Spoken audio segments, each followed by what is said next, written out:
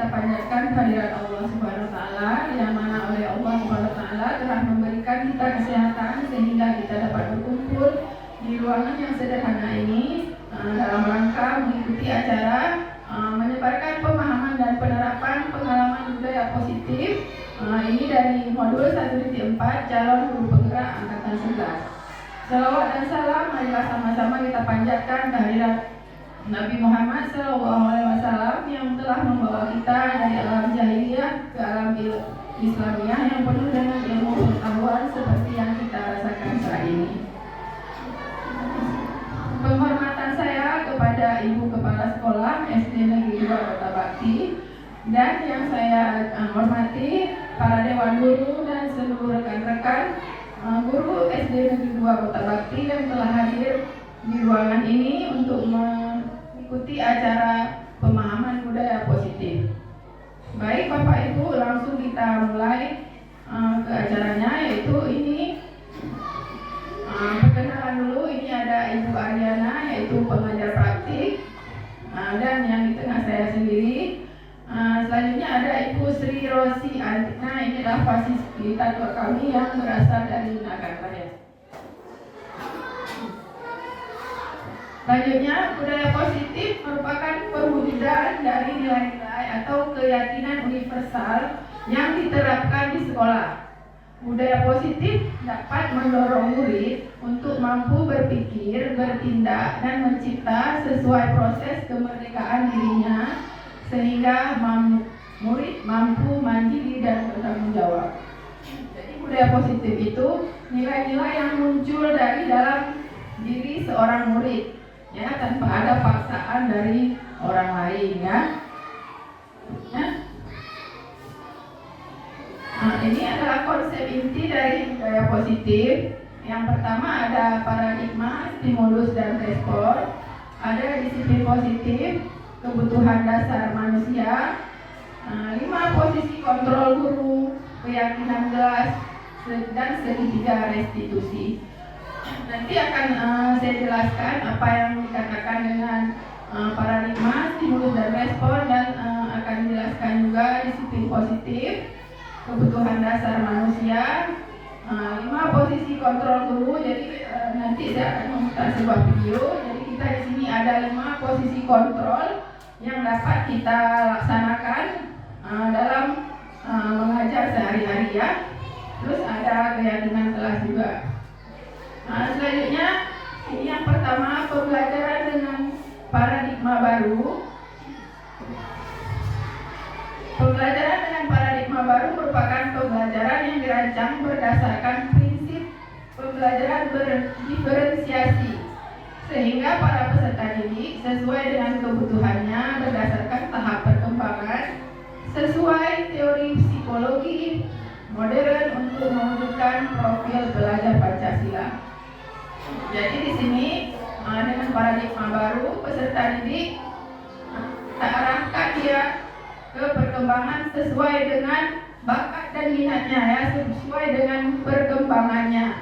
Seperti diketahui, profil pelajar Pancasila ada 6, yaitu berkebinekaan global, apalagi Bapak Ibu, gotong royong, kreatif, siap kritis, mandiri, dan beriman, bertakwa, dan berakhlak mulia, ya.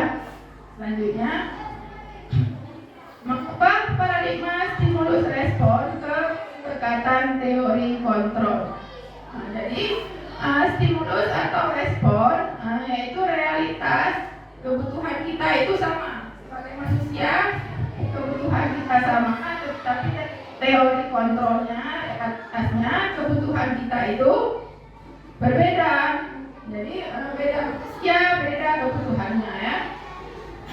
Semua orang melihat hal yang sama, tetapi teori kontrolnya setiap orang memiliki gambaran yang berbeda. Tidak semua orang melihat hal yang sama, pasti mereka memikirkan hal sesuai dengan pemikiran mereka sendiri, ya. Kita mencoba mengubah orang agar berpandangan sama seperti kita. Teori kontrolnya, semua perilaku memiliki tujuan. Apapun perilaku kita dalam kehidupan itu memiliki sebuah tujuan. Ya, kan tidak mungkin kita melakukan sesuatu tanpa mempunyai tujuan. Ya. Orang lain bisa mengontrol saya. Pada teori kontrolnya hanya Anda yang bisa mengontrol diri sendiri. Jadi di sini kita jangan sampai dikontrol oleh orang lain, ya. Kita dapat mengontrol diri kita sendiri, ya. Saya bisa mengontrol orang lain. Pada teori kontrolnya, Anda tidak bisa mengontrol orang lain. Terus selanjutnya, pemaksaan ada pada saat bujukan gagal. Ketika kita membujuk dan itu gagal, akan terjadi sebuah pemaksaan. Teori kontrolnya, kolaborasi dan konsensus menciptakan pilihan-pilihan baru. Terus selanjutnya, model berpikir menang atau kalah. Jadi teori kontrolnya kita harus berpikir model berpikir menang-menang, ya.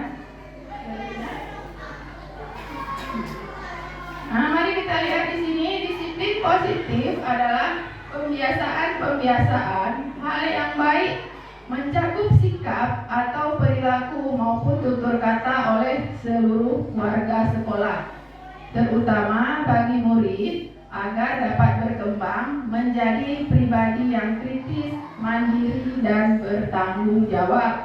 Ya. Sebagai pendidik, tujuan kita adalah menciptakan peserta didik yang memiliki disiplin diri sehingga mereka berperilaku mengacu kepada nilai-nilai kebajikan universal dan memiliki motivasi diri menuju perubahan ke arah yang lebih baik. Jadi di sini murid kita bawa dia untuk bertanggung jawab dengan apa yang mereka lakukan, ya. Kita bimbing mereka untuk berkembang menjadi pribadi yang kritis, mandiri dan bertanggung jawab. Itu tugas kita sebagai seorang guru. Kita bimbing mereka menjadi pribadi yang bertanggung jawab dan berpikir kritis juga. Mereka harus bisa menyelesaikan masalah mereka.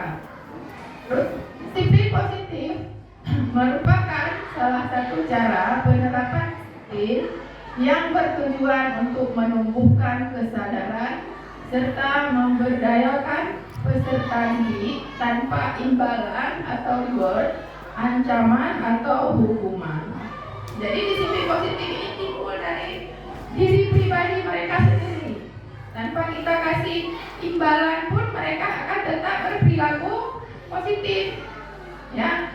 Nanti jangan kita kasih dulu dia imbalan, dia akan bersikap baik. Tapi di sini kita bangkitkan positif dari diri mereka sendiri tanpa paksaan, tanpa ancaman dan tanpa penghargaan, ya.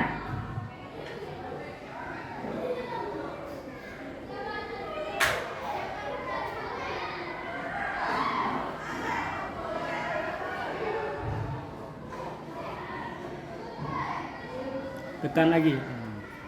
Nah, selanjutnya ini ada 3 kebutuhan dasar manusia. Jadi kita sebagai manusia itu ada 3 kebutuhan dasar. Yang pertama, kebutuhan dasar manusia adalah segala sesuatu yang kita lakukan untuk mendapatkan apa yang kita inginkan. Itu kebutuhan dasar manusia. Kita lakukan untuk mendapatkan apa yang kita inginkan, untuk mendapatkan kebutuhan kita. Seluruh tindakan yang kita lakukan memiliki tujuan tertentu, ya. Kegiatan yang kita lakukan pasti punya tujuan. Seperti kita mengajar, pasti punya tujuan, kan Bapak Ibu? Apa tujuannya? Ya, mencerdaskan murid-murid kita, ya. Dan semua usaha terbaik yang kita lakukan adalah dalam rangka agar kebutuhan dasar kita terpenuhi dengan baik. Ya, jadi semua yang kita lakukan, yang kita usahakan, tujuan kita untuk memenuhi kebutuhan dasar dan dasar kita. Apa saja kebutuhan dasar kita? Mari kita lihat selanjutnya.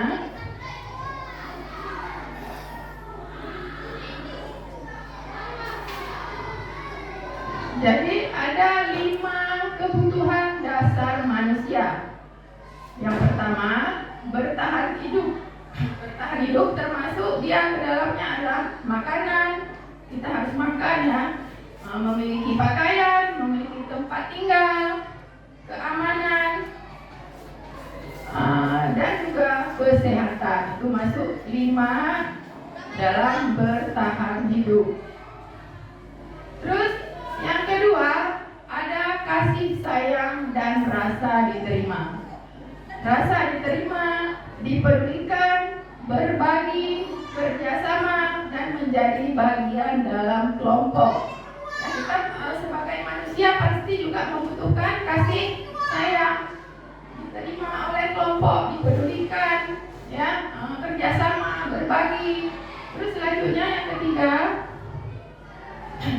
penguasaan. Selanjutnya ada penguasaan. Di sini mencakup harga diri, keinginan untuk dianggap memimpin, berprestasi, diakui, dan didengar. Ini masuk ke penguasaan. Selanjutnya, yang keempat ada kebebasan, mandiri, memiliki pilihan, mencoba hal baru, mampu mengendalikan arah dirinya. Selanjutnya ada kesenangan, bermain, humor, antusiasme, dan tertawa. Inilah 5 kebutuhan dasar manusia. Begitu juga ini juga dibutuhkan oleh kita sebagai guru dan murid-murid kita. Mereka juga membutuhkan 5 kebutuhan dasar ini. Ya, selanjutnya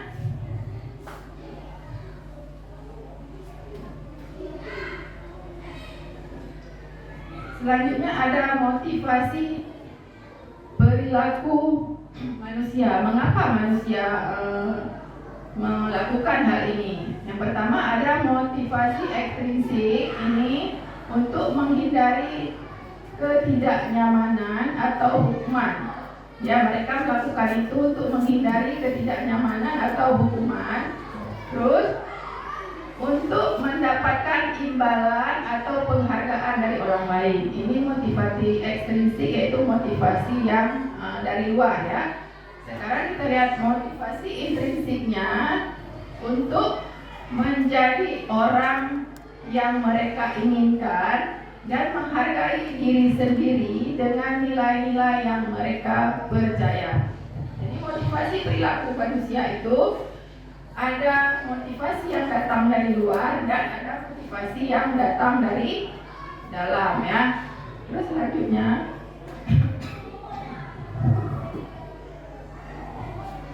ada kebutuhan dasar manusia, yaitu 1 ada hukuman. Hukuman itu dia terjadi tidak terencana atau tiba-tiba. Murid tidak tahu apa yang telah terjadi atau tidak dilibatkan, bersifat satu arah atau tempat, berupa hukuman fisik atau psikis. Jadi hukuman, yang dikatakan hukuman itu dia tidak terencana, terjadi tiba-tiba. Murid tidak tahu apa yang akan terjadi atau telah dilibatkan. Contohnya misalnya, murid kita datang terlambat. Begitu dia datang, kenapa kamu hari ini datang terlambat?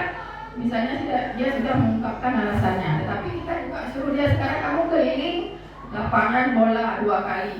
Nah, itu adalah masuk ke hukuman. Selanjutnya, ya kalau hukuman ini berupa hukuman fisik atau psikis ya. Terus yang kedua ada konsekuensi. Konsekuensi ini terjadi terencana atau disepakati sesuai peraturan. Sudah kita sepakati dari awal, yaitu namanya konsekuensi. Terus murid tetap dibuat tidak nyaman, biarpun mereka sudah tahu ada konsekuensinya, tetapi ketika kita jalankan konsekuensi itu, mereka tetap dibuat tidak nyaman, tidak suka mereka dengan konsekuensinya. Terus sikap guru selalu memonitor murid. Contohnya konsekuensi. Misalnya hari ini dia tidak buat PR, jadi kita sudah buat konsekuensinya. Bagi yang tidak buat PR, hafal kali-kali 1 sampai dengan 5. Murid suka tidak dengan konsekuensi tersebut? Tidak ya, pasti mereka tidak suka. Padahal sudah kita buat rencananya dari awal, sudah kita sepakati, tapi mereka juga pasti tidak nyaman. Seperti itu yang dikatakan dengan konsekuensi. Nah, terus yang ketiga ada restitusi ya. Restitusi ini proses menciptakan kondisi bagi murid untuk memperbaiki kesalahan. Jadi dengan restitusi ini murid dapat memperbaiki kesalahan mereka ya. Proses kolaboratif yang mengajarkan murid untuk mencari solusi sendiri. Jadi mungkin restitusi ini baru kita dengar, saya juga baru mendengarnya ketika ikut JGP ini. Jadi restitusi ini proses menciptakan kondisi bagi murid, mereka dapat memperbaiki kesalahan mereka dan mencari solusi dari masalah yang mereka perbuat. Selanjutnya,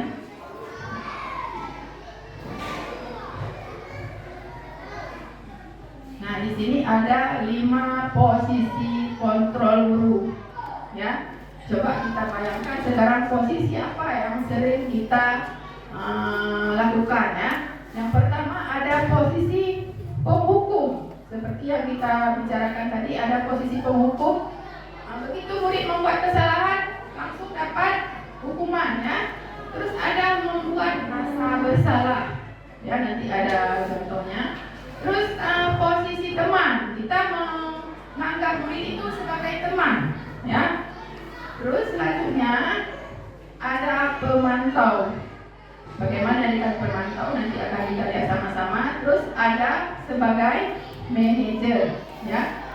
Selanjutnya, nah di sini saya akan memutar sebuah video tentang 5 posisi kontrol yang disebut tadi. Ya mungkin dengan adanya contoh, Bapak Ibu dapat lebih mengerti. Ya, coba kita lihat videonya.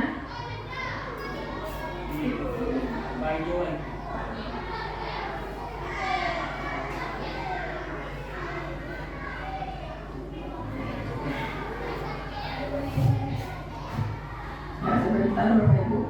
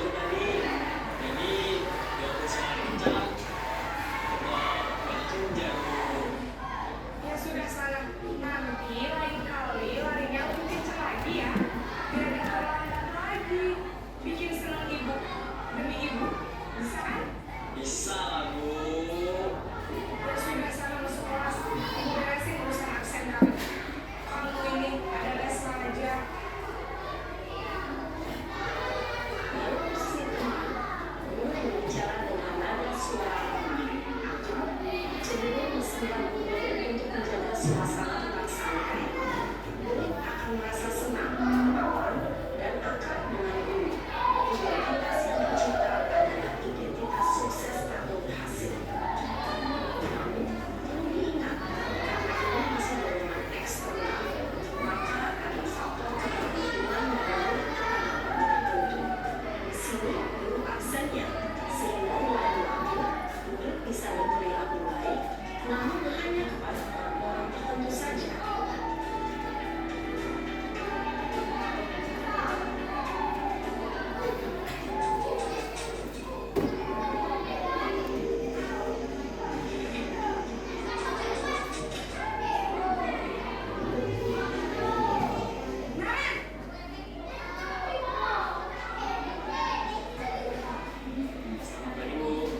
Naren, apa peraturan sekolah kita tentang jam berapa kita harus masuk sekolah?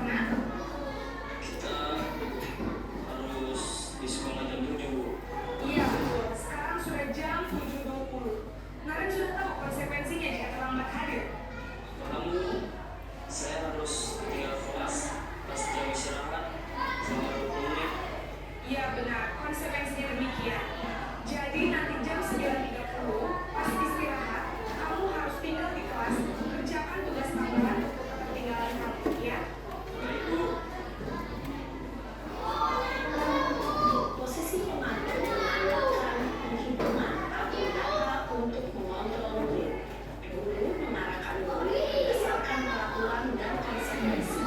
Seorang pemantau menunjukkan bahasa tubuh dan ekspresi wajah yang datar dan cenderung formal.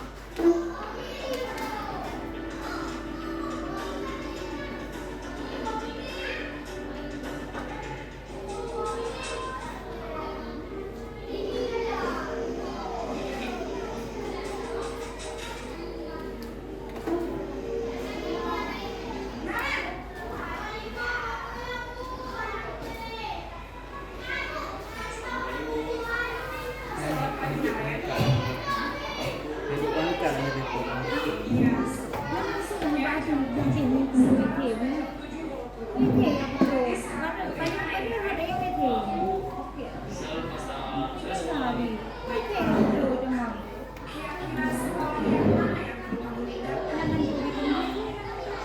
Hari ini sendiri dan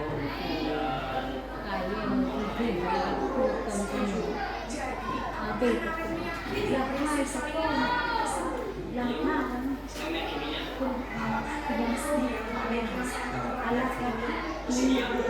Bagaimana kalau ada masalah dalam nada ini? Saya akan coba untuk tidak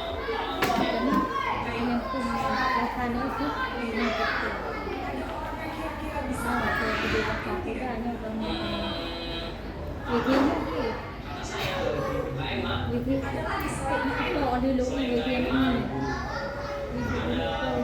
ibu saya. baik. Jadi yang mengingatkan Naren adalah Kak Emma dan ibu kamu, ya. Kira-kira kamu bisa orang tua Naren? Baik. Jadi Naren akan saya amati untuk bangun besok pagi yang akan diingatkan oleh kakak dan ibu dan Naren, ya. Agar tidak terlalu lagi. Baik Naren, terima kasih udah sama kami.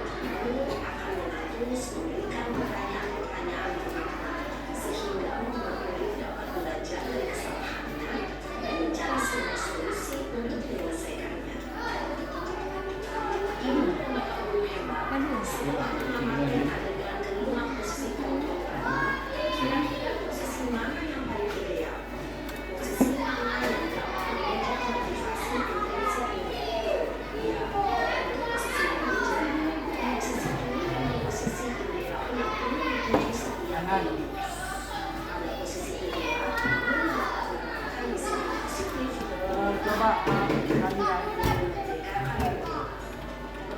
seorang pemilik tentunya yang untuk sampai pada posisi seorang manajer. Namun, tujuan kita pasti, yaitu menciptakan lingkungan yang adil, merdeka, dan bertanggung jawab. Semoga penggambaran 5 posisi kontrol yang telah diperlihatkan ini dapat menjadi ajang refleksi bagi kita semua agar dapat terus mengasah dan menerapkan disiplin positif yang memerdekakan diri. Mari terus berlatih dan bersemangat. Selamat menerapkan. Salam dan bahagia untuk hebat.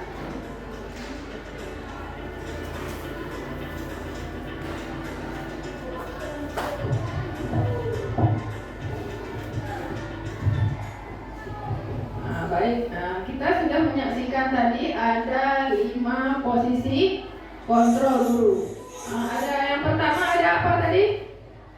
Posisi sebagai Itu juga. Oh iya. Kita masih melanjutkan materi terakhir dalam modul ini, yaitu posisi kontrol guru sebagai manajer. Ini adalah posisi kontrol yang sangat manajer. Ada sebagai apa lagi? Pemberi hukuman. Ada pembuat rasa bersalah, ya. Kira-kira di antara 5 posisi kontrol ini, posisi kontrol yang mana yang paling ideal kita terapkan di kelas kita? Ya, posisi sebagai manajer. Tadi sudah dijelaskan, jadi ada 5 posisi kontrol itu seperti apa. Di sini, jika posisi kita sebagai manajer, kita dapat mencari solusi dari permasalahan yang murid kita timbulkan, ya. Jadi seperti video tadi, jika dia terlambat ke sekolah kan pasti ada sebabnya, kan? Jadi kita tanya sebabnya apa dan kita cari solusinya, ya, supaya untuk kedepannya dia dapat berubah, ya. Jadi yang paling baik diterapkan adalah posisi sebagai manajer, ya. Terus selanjutnya,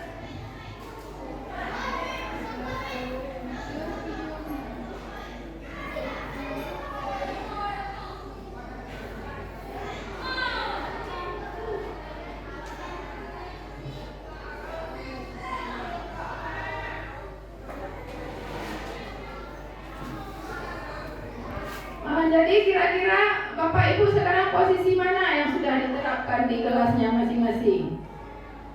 Posisi sebagai teman, kan? Campur-campur. Ya, posisi sebagai teman, ya. Tapi mari sama-sama kita rubah menjadi posisi sebagai manajer untuk kedepannya, ya.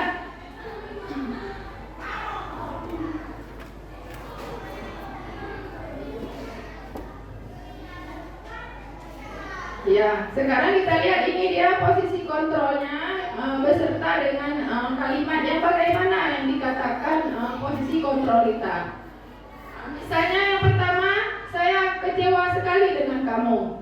Itu masuk ke pembuat merasa bersalah. Jadi jika ada anak terlambat, kita katakan pada mereka, saya kecewa sekali dengan kamu. Berarti kita sudah berada di posisi kontrol membuat merasa.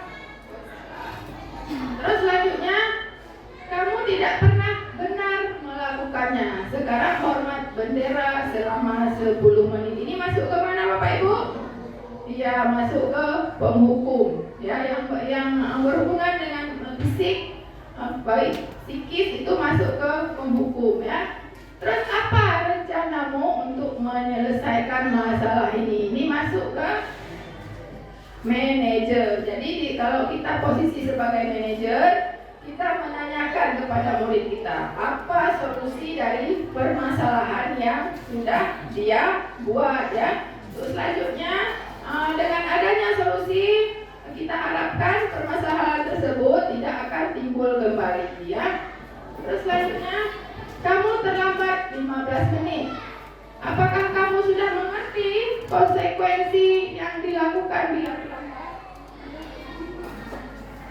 Nah, ini berarti kita berada di posisi sebagai pemantau, ya. Kamu terlambat 15 menit. Apakah kamu mengerti konsekuensi yang dilakukan bila terlambat, berarti kita berada di posisi kontrol sebagai pemantau. Kira-kira kalimat yang mana yang sering kita gunakan terhadap murid kita selama ini? Yang mana kira-kira Bapak Ibu? Ya, misalnya kita kalau berada di posisi teman, ayolah lakukan demi ibu. Kita biasanya guru SD sering berada di posisi sebagai teman, ya.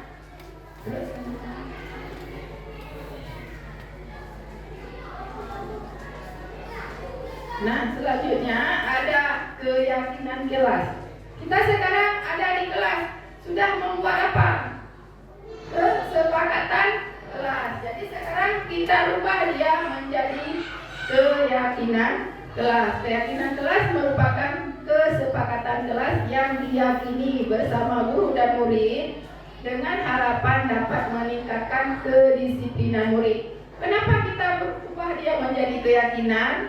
Karena kalau murid sudah yakin, jadi dia akan merasa berkewajiban melakukan hal tersebut.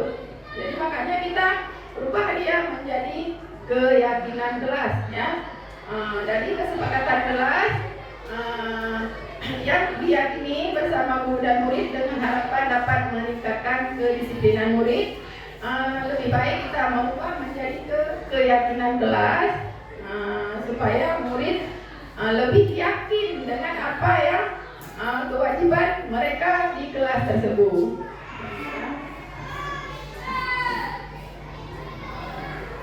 Ini pembentukan keyakinan kelas.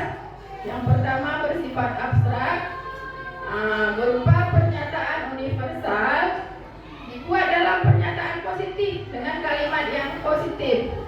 Sedikit saja agar mudah diingat, tidak perlu panjang lebar, sesuai dengan kondisi kelas dan sekolah sehingga mudah diterapkan. Jadi kita buat sesuai dengan kondisi sekolah dan kondisi kelas kita. Ya, jangan kita lihat ini sekolah ini seperti ini, sekolah ini seperti ini. Tidak. Kita menurut kelas dan sekolah kita sendiri, ya.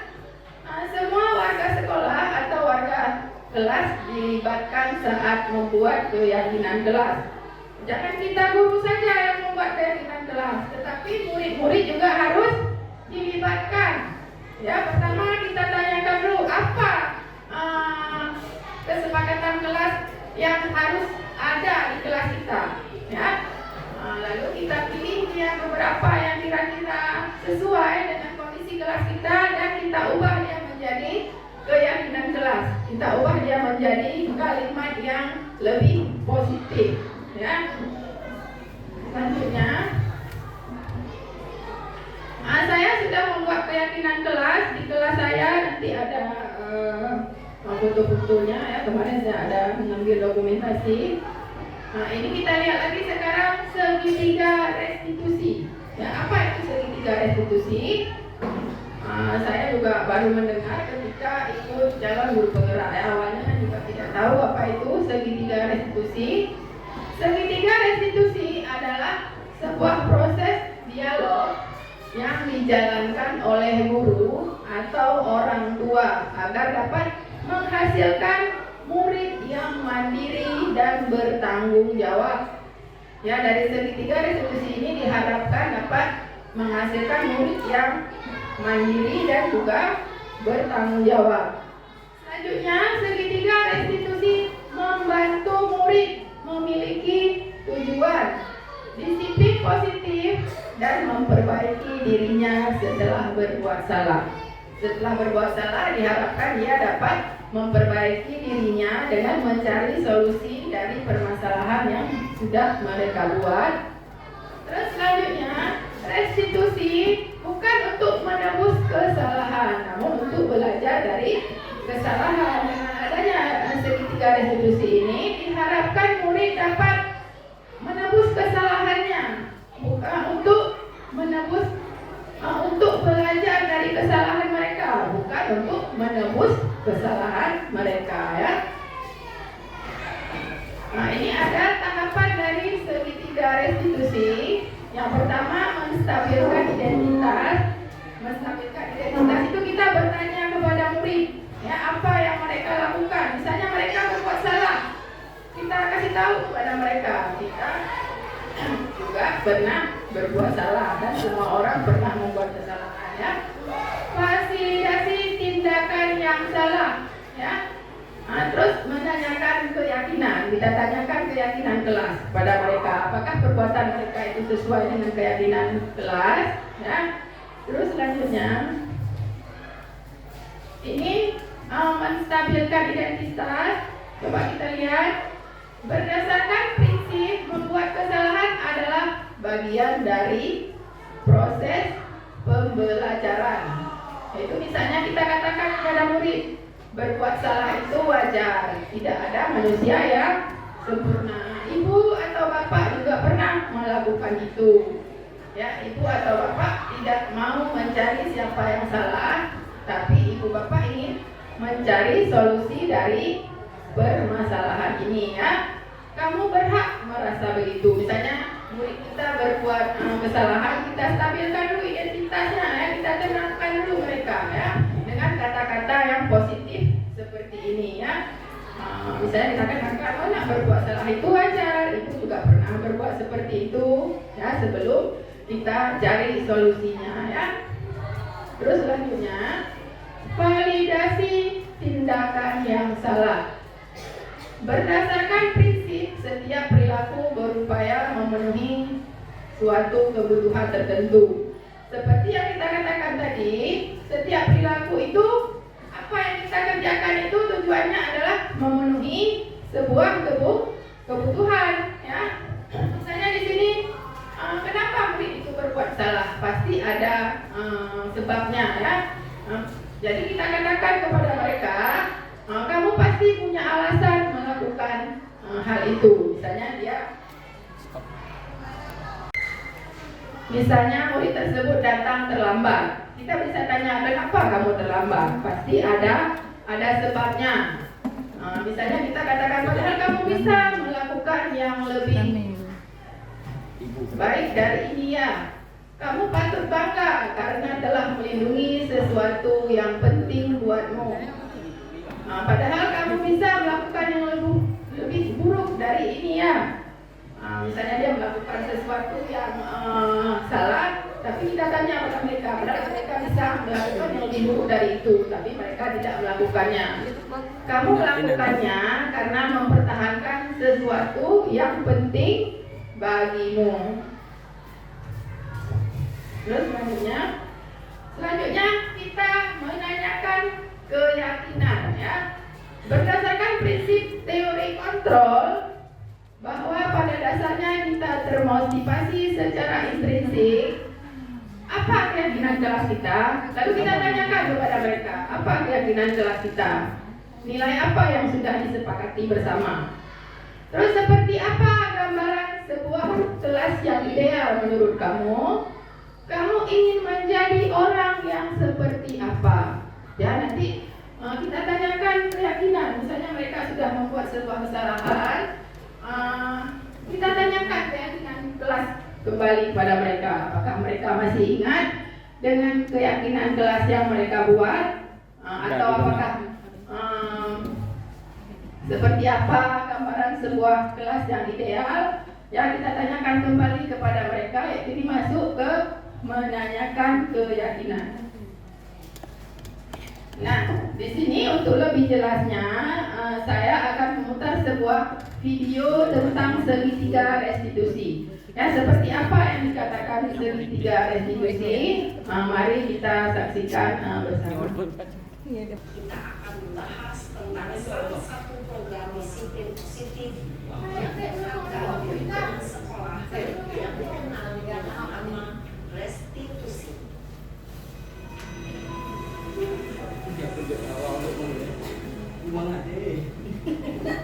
Restitusi ditetapkan oleh pakar pendidikan berlandaskan pada teori kontrol Dr. William Glaser.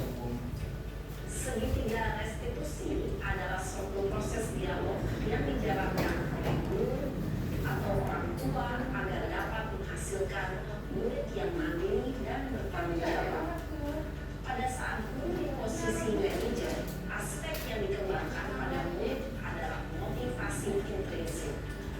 sehingga penanaman nilai-nilai kebajikan dapat tumbuh dan berkembang menjadi suatu kebiasaan positif yang akhirnya membentuk karakter murid.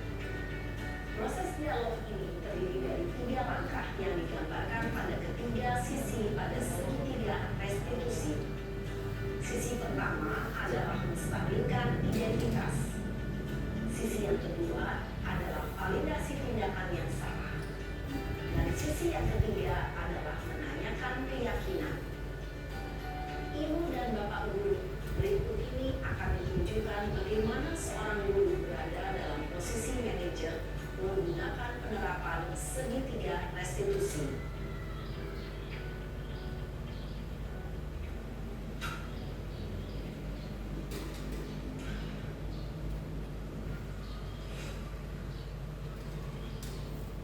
Siang, Sarah. Siap, Pak. Sudah lama nggak ketemu Sarah? Kenapa Adina ada di sini? Kesel, Pak. Kesel banget. Masa aku dikatain tukang fitnah, Pak? Ya aku marah lah. Aku mau dikatain Eka di depan kelas. Kesel banget.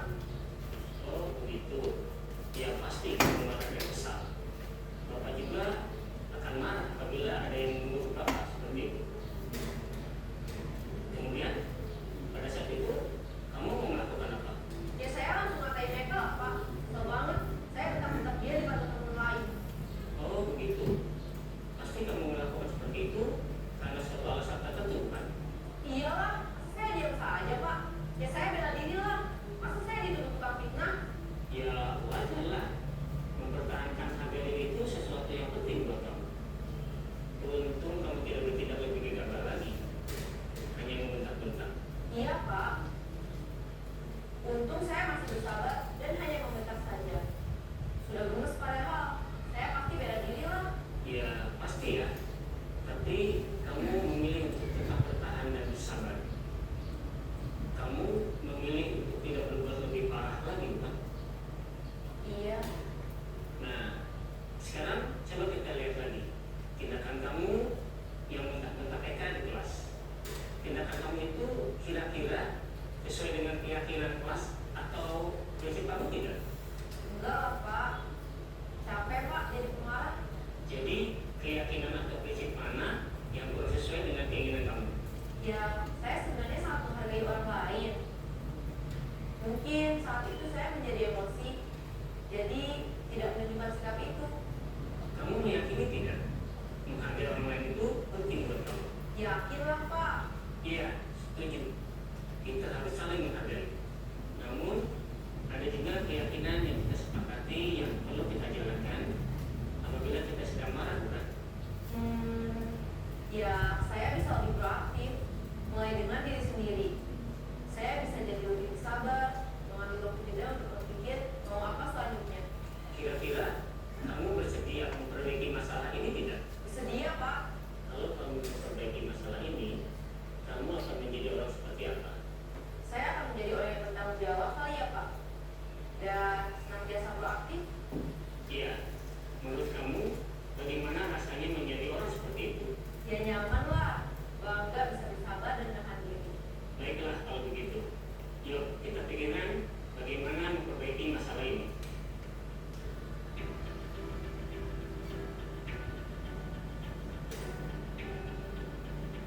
Ibu dan Bapak guru hebat. Baru saja kita menyaksikan contoh bagaimana seorang guru berada dalam posisi manajer menggunakan penerapan segitiga restitusi. Mari kita bahas satu persatu.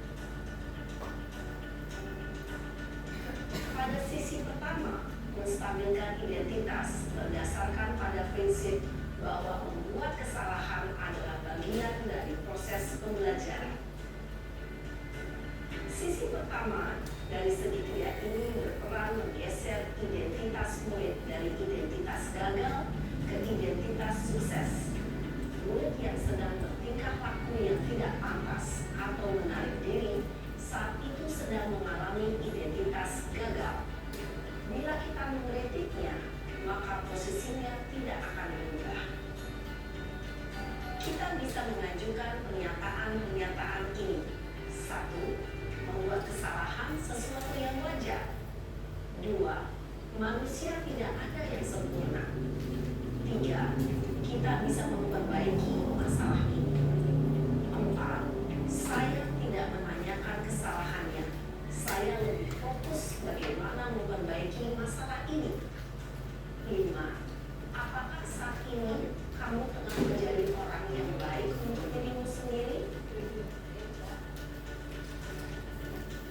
Pada sisi kedua, validasi tindakan yang salah berlandaskan pada prinsip bahwa setiap perilaku berupaya memenuhi suatu kebutuhan tertentu.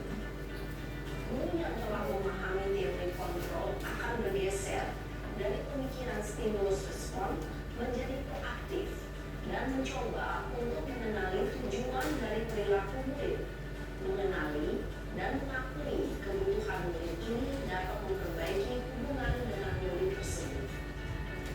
Pernyataan atau pertanyaan bisa disampaikan dengan nada suara tidak menghakimi atau memojokkan, sehingga dapat mengembalikan murid pada posisi positif.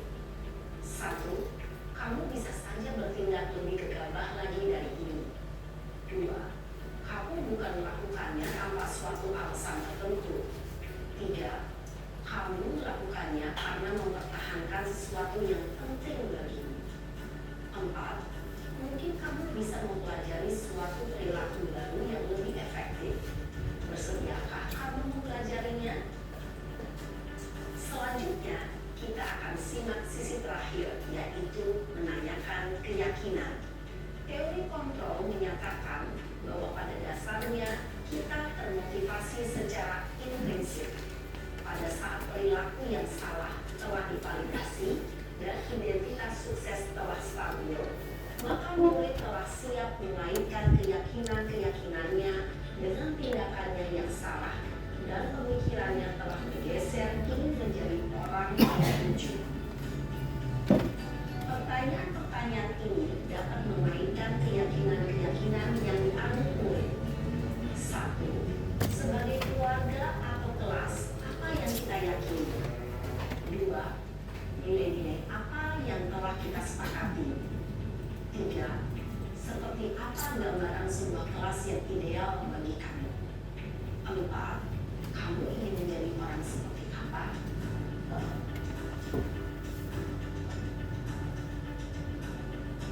Dalam menerapkan segitiga restitusi, perlu diperhatikan beberapa hal, yaitu 1. Perilaku yang salah perlu dikaitkan dengan nilai-nilai atau keyakinan-keyakinan yang telah disepakati atau dituju. 2. Kesediaan orang yang melakukan kesalahan untuk memperbaiki masalah. 3. Pemecahan masalah sebisa mungkin relevan atau memiliki hubungan dengan masalah yang ada. 4. Usaha. Perlu adanya suatu usaha perbaikan dari pihak yang berbuat kesalahan. 5. Waktu. Perlu didedikasikan waktu dari pihak yang berbuat kesalahan. Tanyakan kapan akan mulai dilakukan usaha untuk memperbaiki masalah. Dengan memahami struktur penerapan segitiga restitusi, diharapkan guru dapat menerapkan posisinya sebagai manajer dengan mengajukan pertanyaan-pertanyaan bermakna yang dapat membuat murid menjadi lebih percaya diri, bertanggung jawab, dan mandiri.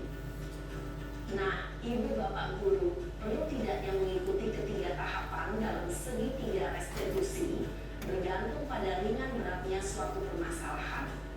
Misalnya, bila permasalahan tersebut ringan, maka tidak perlu dijalankan secara berurutan. Bahkan bisa semudah menanyakan apa keyakinan yang kita sepakati. Dengan menjalankan segitiga restitusi, dengan mengajukan pertanyaan-pertanyaan bermakna, diharapkan murid menjadi lebih kuat secara pribadi, dapat membuka wawasan murid agar dapat menyelesaikan permasalahannya sendiri, semakin percaya diri, mandiri, dan merdeka. Salam dan bahagia, Ibu Bapak Guru hebat.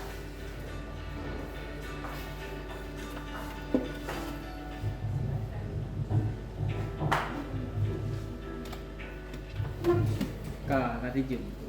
Baik, tadi sudah kita lihat bersama-sama video tentang segitiga restitusi. Jadi di sini posisi yang baik kita gunakan adalah posisi sebagai manager. Ya, selanjutnya masih ada ya.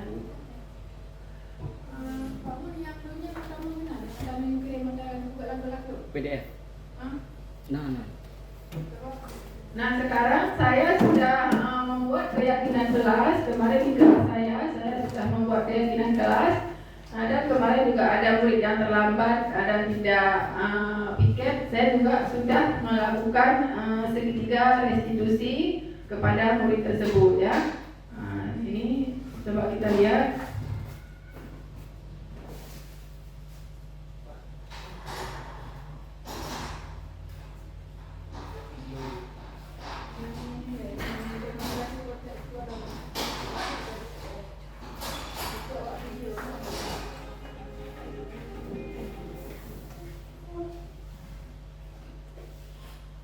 Nah, ini dia ya, kemarin ini yang sudah saya kerjakan ketika ada murid yang terlambat.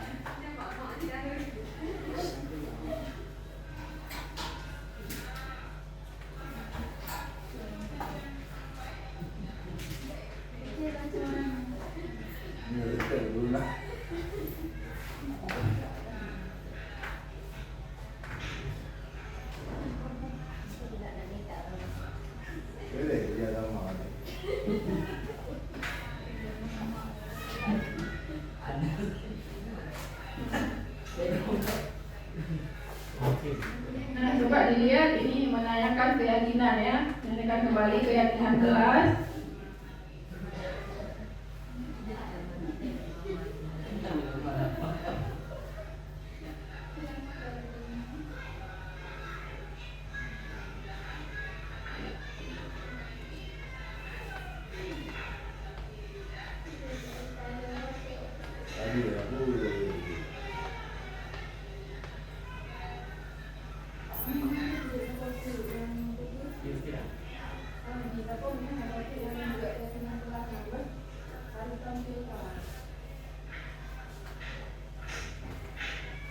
Ini ada testimoni ya dari siswanya.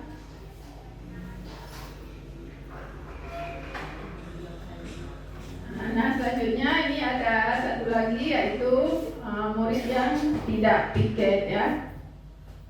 Langsung ke videonya saja.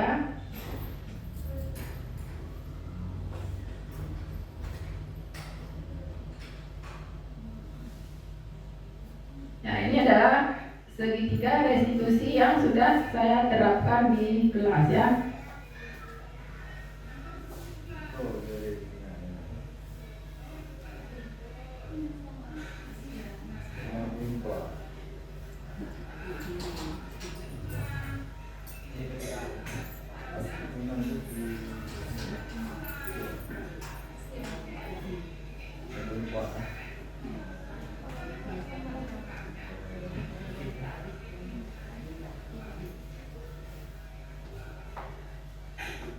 Kita tanyakan keyakinan kelasnya kembali ya.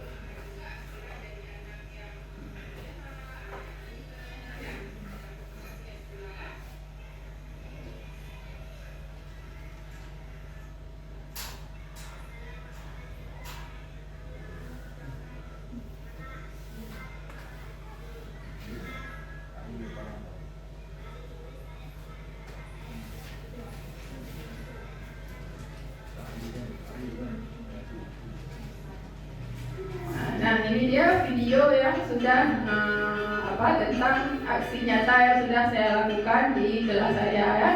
Jadi kita cari solusi dari permasalahan yang sudah mereka buat ya. Dan selanjutnya ada juga saya sudah membuat keyakinan kelas. Di kelas dengan bersama-sama dengan murid, saya sudah membuat peraturan kelas dulu yang pertama dan kami ubah menjadi kalimat positif, menjadi sebuah keyakinan kelas ya.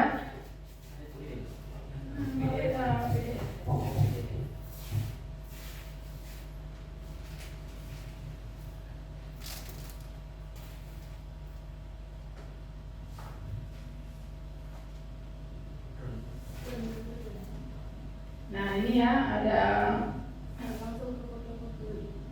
Nah ini lanjut terus sampai ke bawah.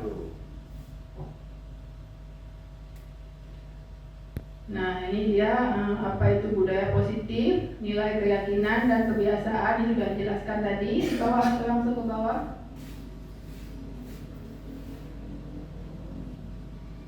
Nah ini dia dokumentasinya. Saya di kelas sudah melakukan membuat keyakinan kelas dengan siswa-siswi di kelas 4A ya.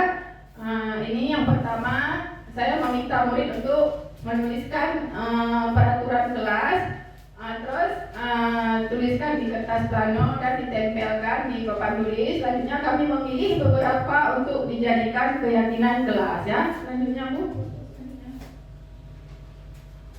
Nah ini dia ya dokumentasi untuk kegiatannya.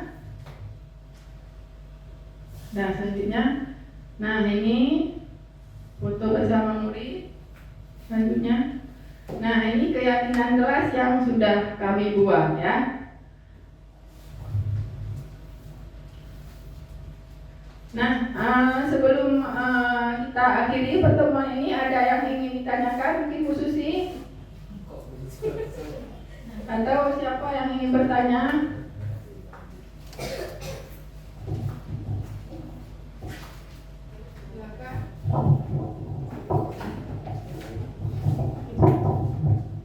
Assalamualaikum warahmatullahi wabarakatuh.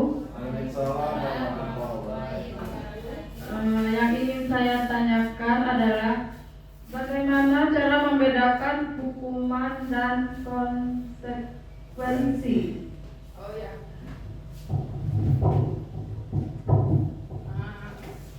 Baik, terima kasih. Pertanyaannya apa perbedaan hukuman dan konsekuensi? Tadi sudah dijelaskan kalau hukuman itu bersifat menyakiti siswa ya, berhubungan dengan fisik atau psikis. Seperti contohnya tadi mereka datang terlambat, kita langsung menyuruh mereka untuk keliling lapangan bola, misalnya seperti itu. Tapi kalau konsekuensi, kita sudah membuat kesepakatan, tetapi mereka tetap melanggar. Misalnya kita buat kesepakatan, kalau tidak buat PR, kalian akan menghafal kali-kali. Nah, jadi itu konsekuensi. Tapi tetap siswa dengan konsekuensi itu juga tidak mereka sukai. Jadi itu perbedaan antara hukuman dan konsekuensi. Hukuman itu dia terjadi secara spontan, tapi kalau konsekuensi sudah kita atur sebelumnya ya, sudah disepakati. Mungkin ada lagi yang ingin bertanya? Ya silakan. Assalamualaikum warahmatullahi wabarakatuh. Saya ingin menanyakan bagaimana cara membudayakan hal-hal positif pada murid yang kurang mendapat perhatian dari orang tuanya di rumah.